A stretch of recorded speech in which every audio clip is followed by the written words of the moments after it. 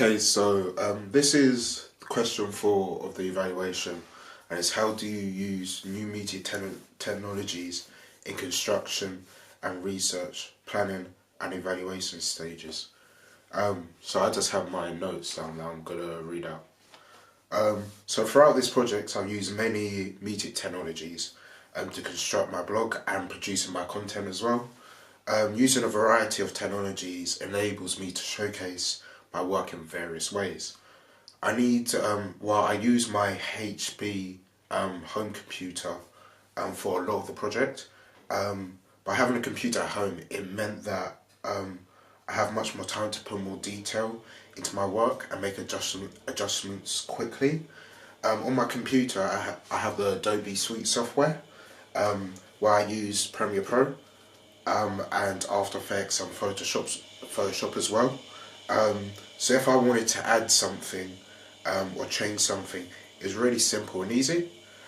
I use Photoshop to create the design of my item, where I then produced it through After Effects, where I was able to create the effect I wanted with the wiggle and the glitch. In Photoshop, I also produced my poster, my magazine cover, where I was able to use a gradient fill to construct the black fade on my poster, and then also for my magazine cover, which is gold, which is sort of like goldy orangish, or orange colour. Within After Effects, I use it to create my ident, and it was where I was able to use a wiggle effect, as I said, and I was able to add energy and excitement by using that effect. I also use channel mixers on my ident to create a glitch effect, to perform the glitch I chose, the colours red, green and blue, where I had to, I use those colours, and I changed the opacity to screen, and then I slightly move the layers, so then you can see the glitch effect, and you will see it by the text being yellow, and then the glitching effect on it, and other colours like red as well on it. Within Photoshop, as I said, I was able to produce the design of my item.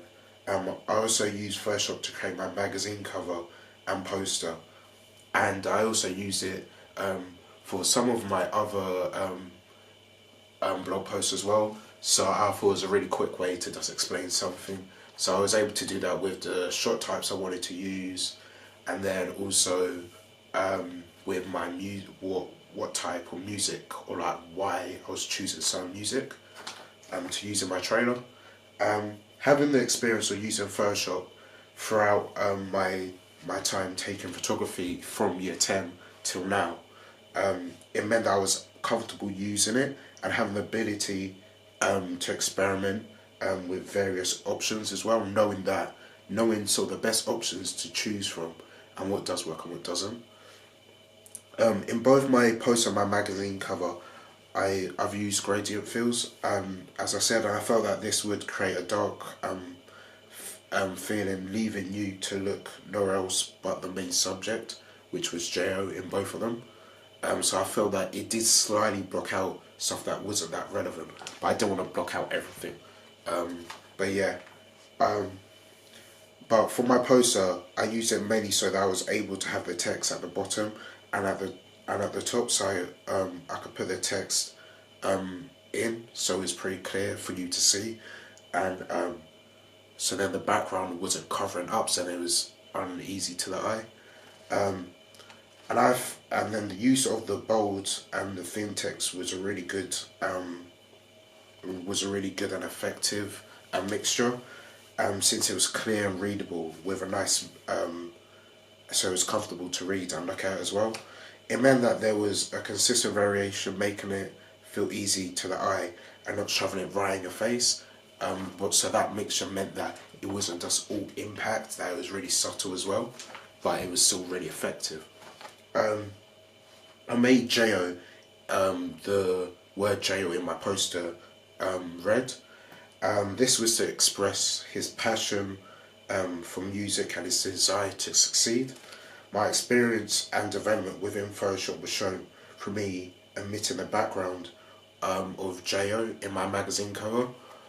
So it was originally a series of photos for a photo shoot for one of his songs, and then I felt that it was a really good picture to use, so I decided to take out the background. And yeah, from my experience and my development, knew how to do this and do it successfully.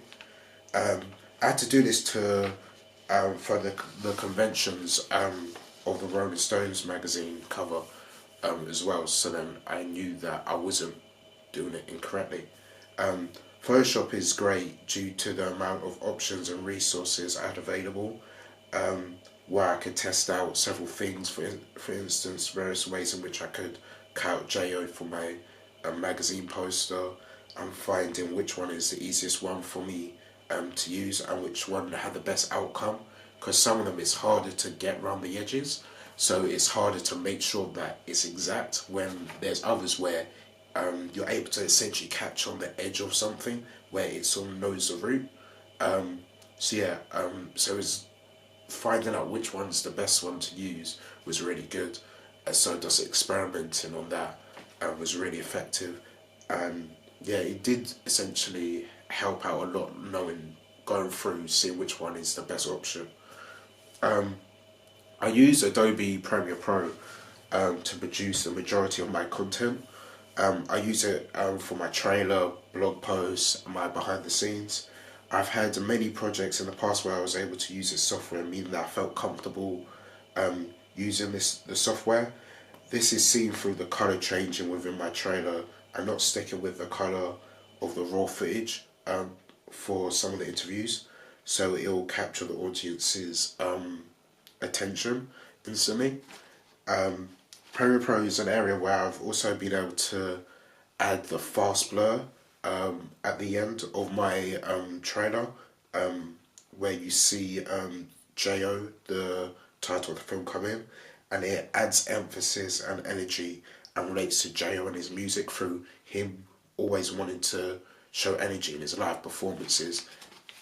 The fast blur is seen at the end, as I said, and where it's transitioned from archive footage, where at the end of the archive footage it was a fast out blur, and then with the Jo title coming in, it was a fast in blur. So I wanted to make sure that I had the connection of it, instead of it just being it for one and then it just not looking smooth enough.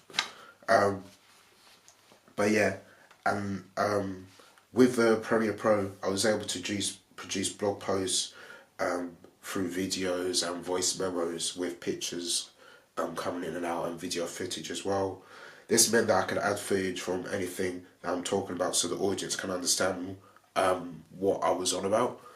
I've been able to watch back and listen to my work to see if there's any areas to cut out or change as well. That's really helpful. So in case I mess up, that I knew how to then cut it out in Premiere Pro. In addition, it helps in knowing that if something is missing as well, because I could just watch back through the video and be like, oh, okay, I missed this out, let me record an extra bit and then put it in, or oh, I need to put this type of footage over this. So yeah, it helps with if you're missing something. So a constant fade actually at some points in my trailer I missed out. Or dip to black. So when it changes from the footage of Jo to the picture of him as a child, I missed out initially. So I went back and I looked through the video and I went back and I saw that I was missing that. So I put the dip to black in, so then it faded out, and then dip to black onto the picture of Jo. So it was a nice smooth transition. So yeah, that's just one example of me just going through Premiere Pro again. So yeah, I would say that Premiere Pro was really helpful to use.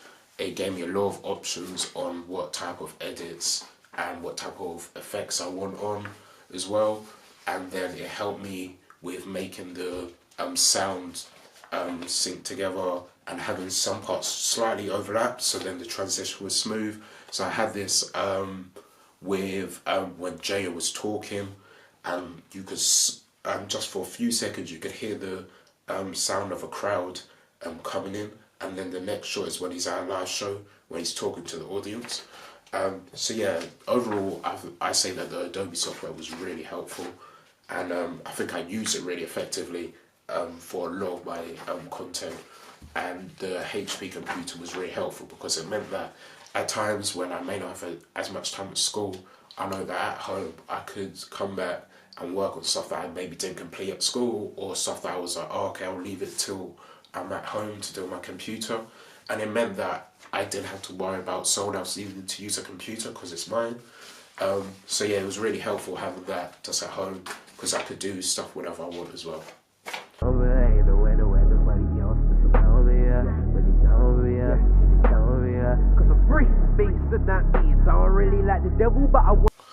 So now going on to the next thing is my phone, and it has been kind of vital in all aspects, but mainly the planning and the research and content. After conducting my research and planning, I produce voice memos for some of them, and this is done through my phone. It's instant to access because it's on my phone in my pocket, and the voice memos do not take up much space on my phone, so I can produce several voice memos back to back and not worry about transferring them onto a platform, then deleting it off my phone because of how much space it actually takes up. This platform, the platform I use to transfer them onto is Dropbox.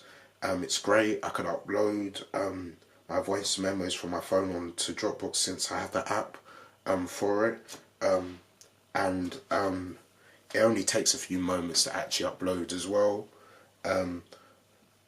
So yeah, and I've also put pictures of Jo and Jordan on Yaka, Justin and Jordan, Jo onto Dropbox as well. So yeah, it's really quick with the upload as well. And because there's a lot of storage on Dropbox as well, I could upload a lot onto there, and there wasn't really much issue with space wise. So I can have a lot of my stuff on there and not worry about if I accidentally lost my phone, that I knew that I had my content for the most part there on my Dropbox account, which I could access on my computer as well. So yeah, and then these are so yeah, they were just then downloaded on my computer, and once they were uploaded on my phone, so then I could just transfer it to a memory stick. So yeah, it's really effective, and it's really easy and simple to use, and it does save a lot of time in a way, because sometimes when you're transferring footage from a camera to a computer, it can take a while, but this is really quick. Just downloading it to Dropbox on my phone, which takes around a minute, and then to my computer, on my computer to a memory stick is literally like 30 seconds.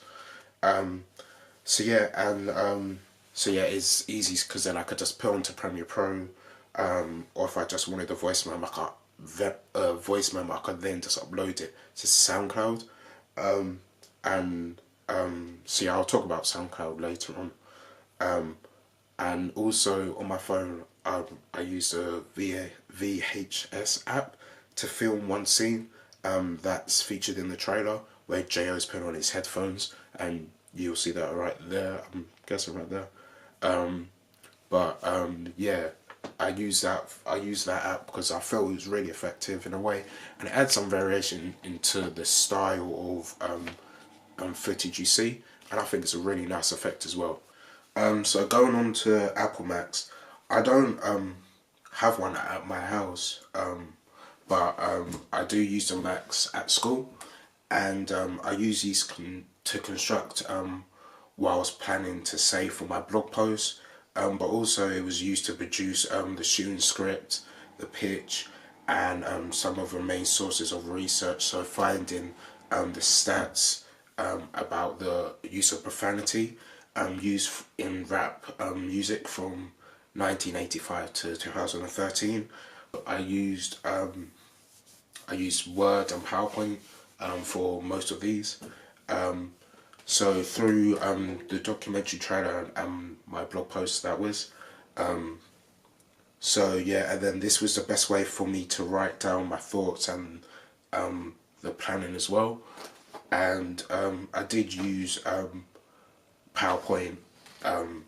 So yeah, and I used PowerPoint where I was to do my pitch and distribution and exhibition of my documentary, as if I was making it as a whole documentary. And I wanted to make it realistic, and I felt that with the Max at Schools, that I was able to then produce this stuff on PowerPoint, where I was then essentially doing it as if I was pitching it to someone. So that's why I felt that was really good to use. Also, I was able to always go back and change the format of what I was saying in the post I was doing on Word or PowerPoint. So it was really good to then just be able to see it all there, just read it, be like, oh no, this is wrong, I need to change this, I need to develop that. So yeah, I felt that was really good. And also I was able to write down the conventions of a documentary trailer, so I was able to just see everything there on what I felt a documentary trailer should be like, and then the actual conventions. So it was easy for me to then be like, okay, I need to hit this, hit this, hit this. So yeah, and so I was able to be really precise in making my documentary trailer. So for instance, I was able to write about my review on the Studio In Your Face A$AP Rocky interview. This is also where I was able to analyse Tupac's and Kurt Cobain's and Stroud Compton's posters as well, and magazine covers. Those were all on Word, so it's really helpful in just seeing all your work like that. It gives me the opportunity to go back and read through, as I said, and make things precise and correct. And I was also able to produce a shooting script where I could see everything when I'm planning to film. But I'm like, oh, okay, I need to make sure I get a moment like this in what I'm hoping to get. So with my interviews, in making sure that I got them to say say one word on how they would describe J.O. And I felt that I asked that with most of my interviewees, but I wanted to make sure I got it. And with Spider and Lewis, only because one, Spider's in the industry and Lewis is a friend, so there's slightly different views on it and what they would say about J.O.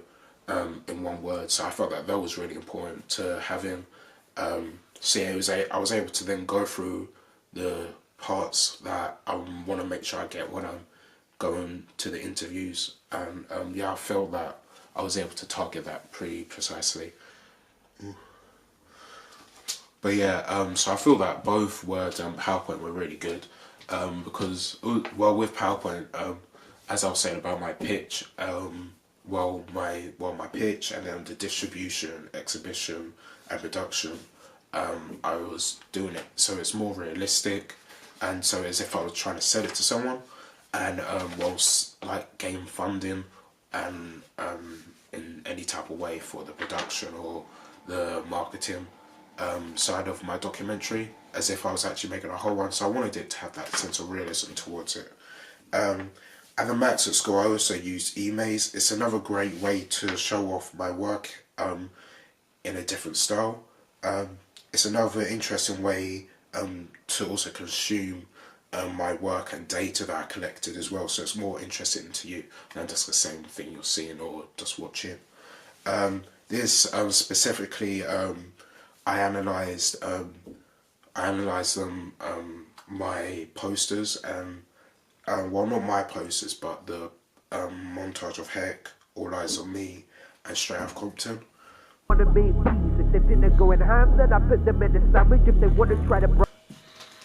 So the equipment I used was all, well, it all went towards the creation of my documentary trailer and my blog posts. And the camera I used was a Sony DSC HX300. That was my camera at the time, but now I have a Panasonic G7 that I'm using right now. Really nice. It's much better, but still. So yeah, that was my personal camera. So I used it was my personal camera that I used, and I know its functions really well because so I know how to best exploit it. So yeah, for having it for a long time, I knew the best options on how to shoot. I used it in filming myself on other projects as well, so I know how to handle certain situations. So in one of my videos, I was showing the equipment I was going to use, so the audience were able to see exactly what it looked like. And so yeah, the quality was good enough for them to also see the objects, so like a tripod or a Steadicam or the light box I was sometimes using. So yeah, it was really, so having a camera like my one, which was at good enough quality, and at my house, in my life, could record stuff at home and then show you guys actually what I'm using, essentially in the equipment side or in any other thing or anything else. So yeah, my camera is was also used for additional footage. So I could create behind the scenes footage with my interviews. So I zoomed in on subjects to a mid shot at times. So this is so we can see their surroundings, but also so we aren't too close to the subject. So it was a mid shot for Yvonne Oyeka, so we could sort of see her surroundings, and then it was a mid shot for Jo for essentially both his interviews. But the one at home was more at a low angle, which was essentially showing his dominance in a way. But yeah, so yeah, and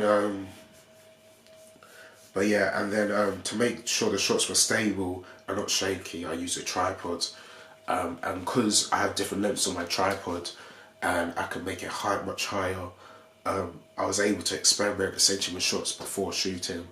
To know what type of shots I wanted. Even though I saw new, I was like, oh, okay, let's just try this out just in case. We'll see if I thought it would work. Then it didn't, and I have to try and figure something else out.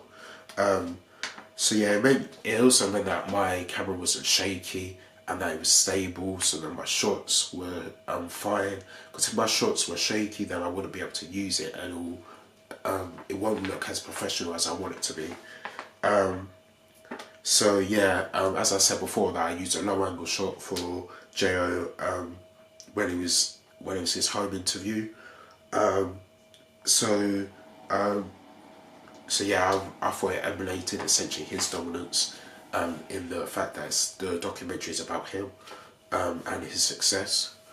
So yeah, I was able to just experiment with shots and the frameless shots as well, and make sure. And I was also making sure that nothing was slanted or at an angle just before I started filming.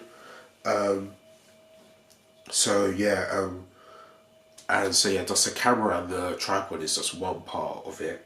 But making sure that the tripod is secure and other components are loose is vital as well. This is because it could easily lose its placing by not being totally screwed on tightly and properly, and it could then jolt midway through the interview, and then it could completely mess up of some part of footage I was going to use, and then I'll have to pick something else that may not be as effective as I was hoping. So yeah, just making sure stuff like that is important, which I don't. And yeah, and I also use a light box to provide additional lighting to make sure that my subjects are visible on the screen. With this, I can change the color settings, and I could either have a white or warm orange feel towards the footage, depending on who it was.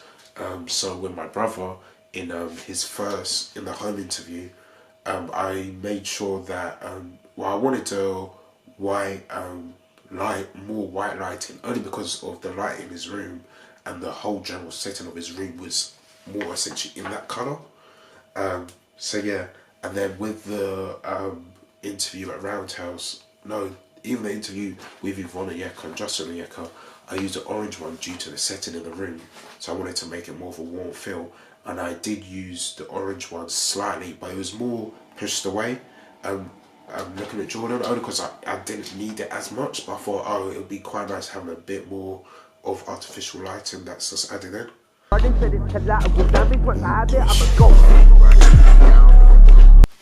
So for all these media technologies, there's one outcome, and that's being uploaded.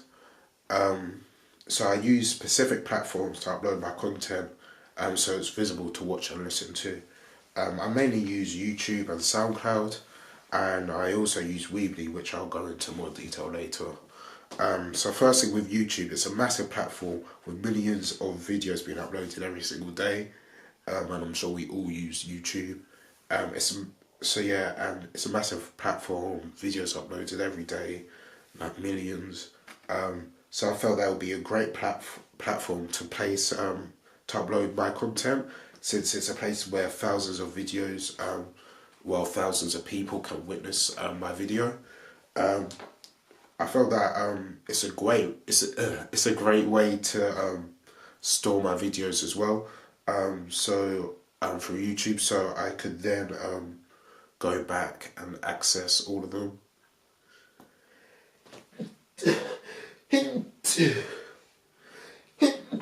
Oh my days. Is it normal coming?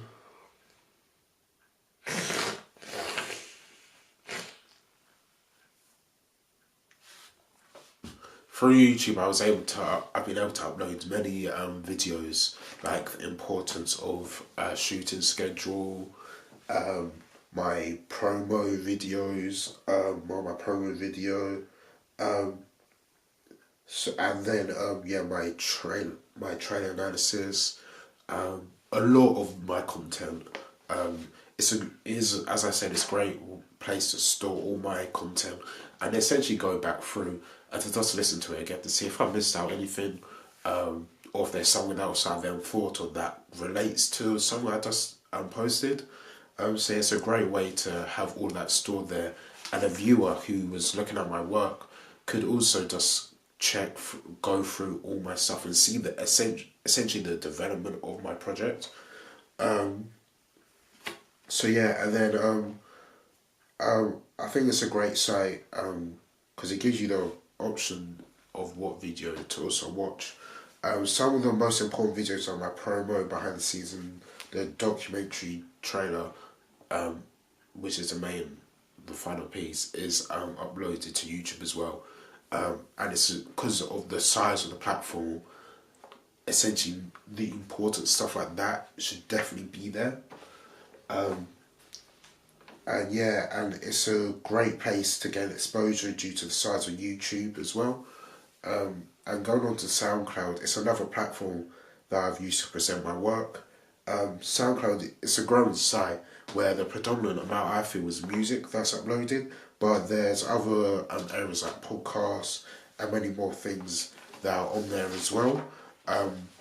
I chose to upload blog posts how I expect the atmosphere to be in my interview.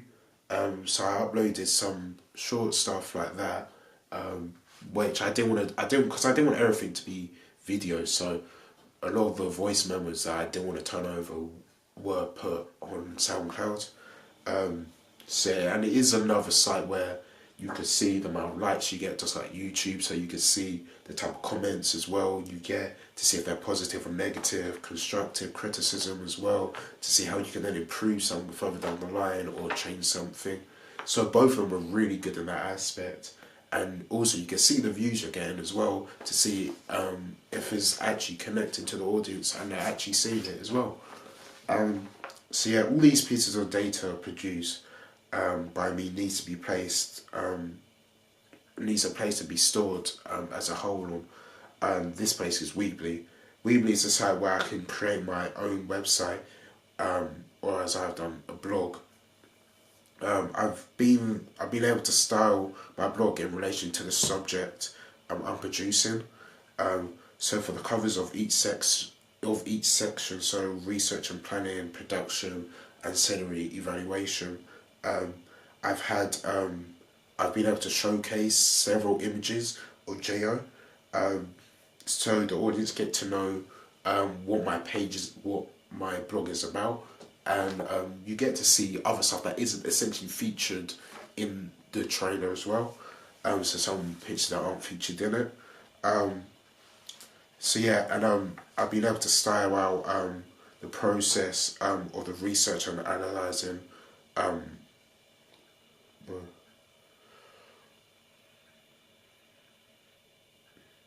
I've also been able to style my blog in a certain way and how I like on how I show my planning and my analysing as well.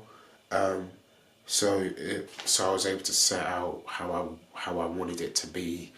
So it's clear to see, and so it isn't really dull as well. Um, so yeah, so I also use Weebly to produce content as well.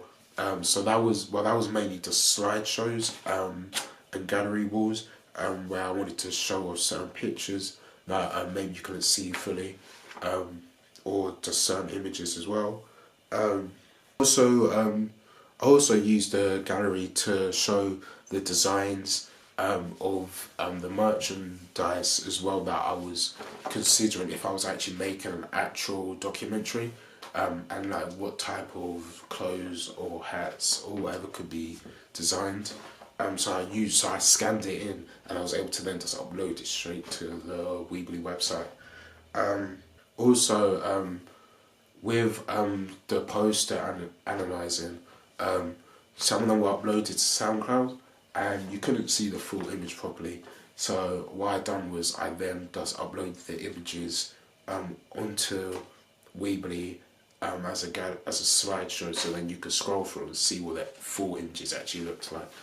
Um, but yeah, I say that all the media technologies I use, I feel I use them really productively, and I feel I use a wide variety and got the best out of them as well.